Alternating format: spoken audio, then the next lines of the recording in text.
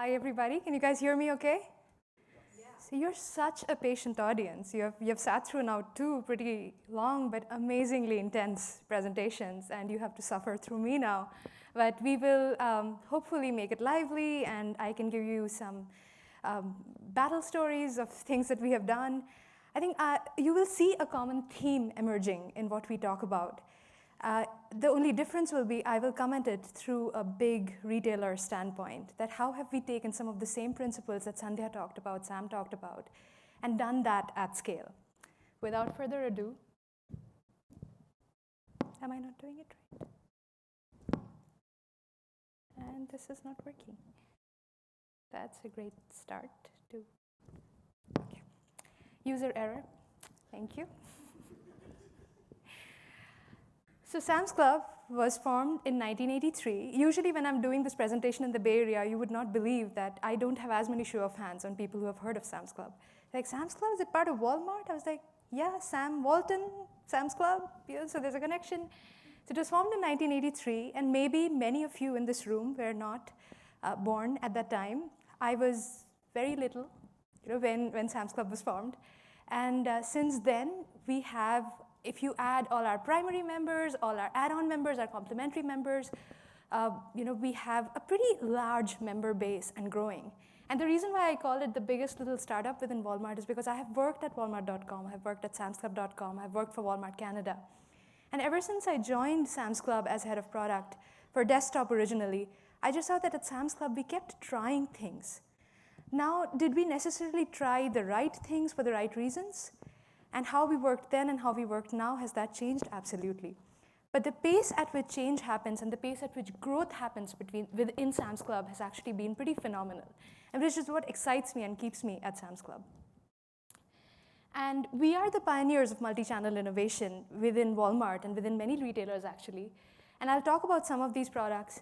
You will see a theme here. So this is our club pickup check-in kiosk, which actually helps our members save time.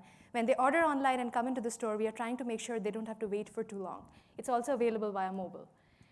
Scan and Go is an amazing product. We actually have Karen sitting here. Maybe many of you have used it. It's 5-star rated app. Our customers love it. Again, there's a theme here. It saves time. This is a cafe kiosk. How many of you love going to Costco or Sam's Club and just eating at the cafe? You may not love it, but you do it. I saw one hand. Come on, guys. Or maybe your parents love doing that. I see it's almost like a family event for people. They go into their local Sam's Club or to Costco, and they're eating the giant pizza and the Coke. And yet there are usually these long lines, with moms in carts, crying babies. And we tried to figure out, could we just put a simple kiosk in there just to provide self-service and ease the poor, harried workers or the customers standing in line? And when you member treasure hunt, it saves actually the hassle of trying to figure out what's in your club. And again, this is an amazing product I'll talk about very soon. And as a result of it, I think as product people, we always look for results. Sam's was actually given the award of 2017 IIT Retailer Innovation Award, because it is one of those few big retailers that's constantly trying to innovate. So I'm very humbled and flattered. I do need to give a shout out to Women in Product. It's the group that I'm representing today, and Karen and Helen, who have come with me from the Bay Area. It's a nonprofit organization. Manny, who's the executive director of that group, couldn't be here today. So we are a bunch of product managers, very passionate. We happen to be women, and we have been representing Women in Product in a lot of these groups. So thank you, Amplitude, for giving me a chance to talk about what I'm so passionate about. So we innovate and transform at a billion-dollar scale, and how do we do that? And the story is very, very similar to what actually Sandhya talked about and Sam talked about. But as I said, I'll come at it from how do we do it at a big company. I thought this image was pretty cute, with giant Walmart and us, the little kids within Walmart looking at it, innocently and yet making it all happen. So this is an eye chart. I promise I won't go through this whole thing, but I have been at Walmart for 11 years now. And people keep saying this is not common in the Bay Area. How do you stick around? It's because within that company, it has felt to me like I've gone through a lifetime of transformation. So I'll start with a little story. I was one of the happening PMs within Walmart. Everybody came to me with the most difficult problems. I used to manage supply chain for Walmart.com. We got this supply chain consultant who came into the company at one time, and he was sent straight to me. Go to Naba, she'll tell you everything about how everything works. So I started explaining to him, this system talks to this system, and it goes here. This is the feed. It happens, this bad job happens. And he stopped me and said, what's your back order rate? And I was like, I'll tell you how back orders work. And he said, no, what's the metric? How do back orders, how have they been trending? Back order is basically something we do when you place an order and we say, we actually take your order and then later we come and tell you, sorry, out of stock, we will ship it to you later, or we try to cancel the order. I was mortified. I just hated myself at that time, and I was just angry. Why is this guy asking me that question? That's a business question. As a product owner, it's something similar to what you guys talked about, the business outcome. Like, I didn't know, and honestly, at that time, I didn't care. I knew how back orders worked. I was delivering projects. I was moving forward. I was there serving the needs of the business. I would be given a list of requirements by my business owner, and I got it done. I got it done on time. I had no defects. I was awesome. So this supply chain consultant just persisted, just kept asking me. So I eventually married him just to shut him down. So God forbid if someone else had to come and ask me other questions, right? So he is my husband today, one of the best PMs I know, and he really changed me. I think around the same time I was starting to ask myself, like, what's going on? There's got to be more to this than what I do. I am this delivery machine, I keep delivering project after project, but this cannot be product management because I have no connection to the customer. I have no connection to the outcome. And once I'm done with my project, I just move on to the next thing, which is the last point on this. The team moves on to next project. So as a company, the reason why Sam's Club and Walmart have made such a big leap, and Walmart is putting up this big fight now in the retail arena against the competitor who shall remain unnamed, is because, we have moved from the IT mindset to the product mindset. And so what is the product mindset? And all of you know this, and you have had two amazing speakers who have come and talked about it. But I'll just lay this out so that it lays the framework for the slides that I'm going to talk about next. And this actually is not original. I stole this from someone in Facebook who actually came to the Women in Product conference and laid out these 3 simple questions. So in any company, typically, we start off with, how much do we want to increase revenue by? How much do we want to save bottom line costs? How much do we want to increase membership renewal by? And that's important, but that's not the way you should really frame your product mindset or your roadmap. You should really start by asking, what are the people problems we are trying to solve? Because there is a business team who has access to the budget, has access to the levers we can pull. Should we offer free shipping or should we not? But as a product owner, what you control is the people problems. This is actually 2 questions, but because I wanted to put not more than 3 bullet points on a slide, I mushed them into one. You first ask, what is a people problem we are trying to solve? And then you figure out, is it a real people problem? And that you find that out by asking your customers. And we will talk about that in a little bit. And then once you have actually been good enough to come up with these real people problems, and mind you, there are so many problems to solve. As product managers, our biggest job is, which problems should we solve first? Which are the most important problems? And that's where we use data. And once you have actually figured out which problem you want to solve and you've come up with a solution, how will you know that you solved it? Because my earlier avatar, I would create a solution, launch it, and I was out of there. And if it bombed, if it didn't work, that was the business person's problem. They didn't know what the hell they were asking for. Not my problem. I am doing my next project. But it no longer works that way. I am tied to the outcome. And then last is, once you have launched it, it's actually successful. Your customers love it, they're using it. You are not done. You are kind of, that's why I guess the product manager profession, that's why it's, product is the new GM, because you stick with it. You keep learning from it, because once you have solved one problem, sometimes another problem comes up. Or something works, but a fraction of users don't love it, and there's something going on, so you keep learning and iterating. So I'll get off my soapbox, and I will actually walk you through some examples. So what were some of our real people problems? So here, if you see, we could have taken a lot of problems. This is, again, without any real data. We brainstormed, we talked to our customers, and we said, OK, let's look at these 3 problems. Our hypothesis was our customers don't like standing in long checkout lines. They do not like it when they find that their favorite items are out of stock. And they don't see the value of membership. So even though I actually handle product for samsclub.com, we work very closely with stores. And we offer the digital solutions that our store uses. And Sam's has been really big in offering digital innovation to in-store situations. So with these things, we kind of said, if these are the problems, let's find out if these are real people problems. And then we made some theories. There are customers don't like standing in long checkout lines. They need other options.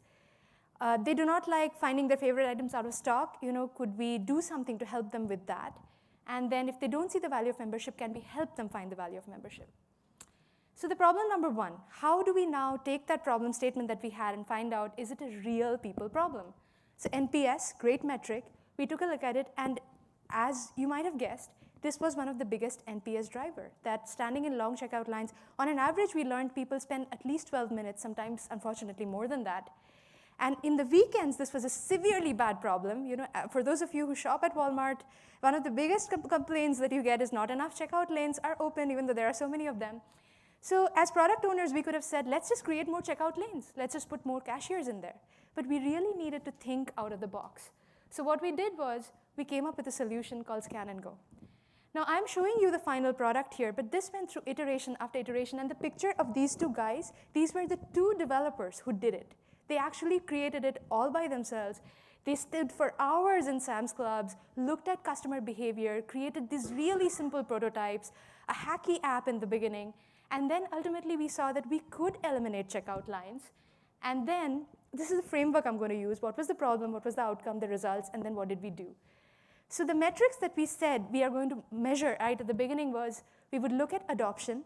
Like Sandhya as well as Sam said, you cannot just look at vanity metrics. We just didn't see how many people used it, because I could have given a marketing person lots of dollars and said, just go make everyone download the app. And app downloads, number one metric, great, done, I'm out of here. But no, that's not what is getting the Walmart stock up, right? So we had to look at how many people are downloading the app, using it, and using it again and again and again. So we had to look at repeat usage, and we saw 85% of our customers kept coming back. And we saw that people who were not even using digital ever, were using digital for the first time because of Scan and Go. And then obviously the App Store rating was just phenomenal. But then we didn't stop there. Why just 85%? What's happening to the remaining people? Why are they not using Scan and Go? And we found that some people are literally afraid that they are going to take away jobs of the cashier. So there is an emotional thing going on over there. And some people simply forget to use it. And then some people are struggling with creating an account, because we do make people create an account at the start. So we said, can we just have them skip that and just do a guest checkout? Something as simple as that, but we launched it, and we are seeing a huge uptick in the members who were not using Scan and Go. We also saw fraud. Fraud went up, obviously, in the beginning. So we solved for that. And then the platform that was built by the founders, those two guys, did not scale. That's another problem, that when your product is too popular, that's what happens too, that the platform was crashing. And that's not OK. Remember what happened to MySpace? Or I can't even remember. But there was some social platform before Facebook which just died because of that. Friendster, there you go, thank you. That was the pop quiz, I was just testing you. So, because I was not around when Friendster was going on, So, that's basically the story here. So this is a huge success story. Now, no product story is complete unless I talk about a failure, right? So this was the second problem. I kind of spoiled the surprise by saying this was a failure, but you will see where we took a leap of faith, and it did not quite work out. So our theory was customers do not like finding their items out of stock. So is this a real problem?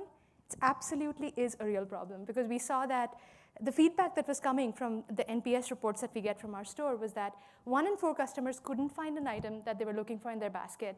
And the NPS score specifically for out of stock was actually 10 points lower than the regular store shopping NPS. So with that, what we did is we kind of took a leap. We said, there are things you could do to make things more in stock. You could put better inventory monitoring. You could actually have better associates helping customers. You could replenish more often. But like Scan and Go, we thought, maybe if something is out of stock in the store, we can actually create a kiosk where people can order that online and get it shipped to them. So great theory, right? So we got some good feedback. People said, this is so easy, my grandma could use it. I didn't know samsclub.com had all of this, because one of the theories we had was that the Sam's Club customer, again, you have to keep in mind, like many of the people in this room have a master's degree, they earn more than $100,000 a year, but the average Sam's shopper, has barely a high school degree. So anyway, long story short, we had a bunch of problems. People couldn't search what they were looking for, and the main issue was they were looking for items in the store, and they were not interested in ordering that online. So we saw some of the metrics of weekly sessions. We looked at conversion. it was simply not meeting the goals. So we decided that, we iterated. We created a whole bunch of iterations, and we found that product market fit was not achieved. We are not done solving the problem because it is a real problem, but because iteration doesn't mean keep iterating on the same solution over and over.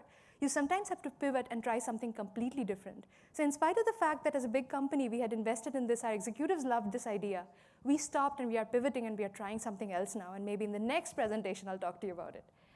And this is the last one, which is people don't see the value of membership.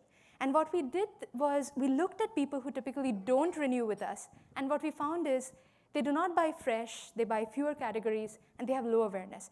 And then what we did was something very interesting. We got a behavior scientist. It's almost like you observe really good students in class, and you see that the people who are really good, they sleep early, they eat their vegetables, they drink milk, and then you see if I can take some of the brand new students who are enrolling, if I can make them sleep early, eat their vegetables, drink milk, would they behave like the other students? We pretty much used the same principle, and we created this new member treasure hunt game. So we combined behavior science and gamification to create a game that kind of makes brand new members shop the same categories that repeat members normally shop. And we made them kind of we created a game that incentivized them to go around the club, discover new products, and ultimately, the thing that always works, we gave free ice cream in the end.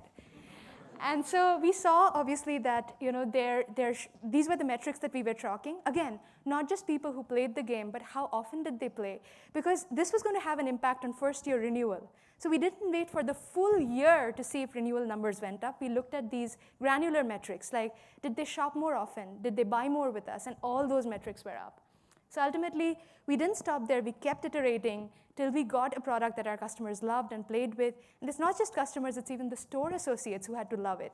So we are doing more changes now so that it becomes a part of the habit formation of, if you guys have read Neerayal's book, Hooked, we are kind of using some of those principles over here. So this is my last slide. In conclusion, we can now operate faster with greater impact and improved technology ROI. We are continuing to operate as a startup within Walmart, and we are applying this not only to software. We are applying this to HR. We are applying this to operations. We are applying this to merchandise. The product mindset literally everywhere, which is helping us as a big company just move faster and iterate over and over again. Thank you so much.